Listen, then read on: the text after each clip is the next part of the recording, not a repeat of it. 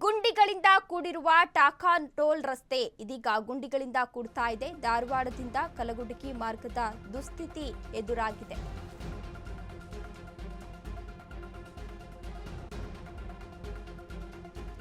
ಗುಂಡಿಗಳಿಂದ ಕೂಡಿರುವ ಟೋಲ್ ನಾಕಾ ರಸ್ತೆ ಧಾರವಾಡದಿಂದ ಕಲಘಟಗಿ ಹೋಗುವ ಮಾರ್ಗದ ದುಸ್ಥಿತಿ ಇದಾಗಿದೆ. ರಸ್ತೆಯಲ್ಲಿ ಓಡಾಡಲು ಆಗದೆ ಸವಾರರು ಪರದಾಟವನ್ನ ಪಡ್ತಾ ಇದ್ದಾರೆ. ಪರದಾಡುವ ಪರಿಸ್ಥಿತಿ ಇದೀಗ ಎದುರಾಗ್ತಾ ಇದೆ. ದೂರು ಕೊಟ್ಟರು ಕೂಡ ಅಲ್ಲಿನ ಪಾಲಿಕೆ ಅಧಿಕಾರಿಗಳು ಕ್ಯಾರೆ ಅಂತ ಇಲ್ಲ. ಗಮನ ಹರಿಸದ ಅಧಿಕಾರಿಗಳ ವಿರುದ್ಧ ಸಾರ್ವಜನಿಕರು ಹಿಡಿಶಾಪವನ್ನ ಹಾಕ್ತಾ ಇದ್ದಾರೆ. ಪ್ರತಿ ಸಲ ಕಳಪೆ ಕಾಮಗಾರಿ ಮೂಲದ ರಸ್ತೆ ನಿರ್ಮಾಣವನ್ನ ಮಾಡ್ತಾ ಇದ್ದಾರೆ. ಸಾರ್ವಜನಿಕರ ಕೆಂಗಣ್ಣಿಗೆ ಗುರಿಯಾಗಿದೆ. ಪಾಲಿಕೆ ಅಧಿಕಾರಿಗಳು ಇದೀಗ ಕೆಂಗಣ್ಣಿಗೆ ಗುರಿಯಾಗಿದ್ದಾರೆ. ಸಾರ್ವಜನಿಕರ ಕೆಂಗಣ್ಣಿಗೆ ರಸ್ತೆಯ ಮಾರ್ಗ ಬದಲಿಸುವಂತೆ ಸ್ಥಳೀಯರು ಇದೀಗ ಆಗ್ರಹಿಸ್ತಾ ಇದ್ದಾರೆ.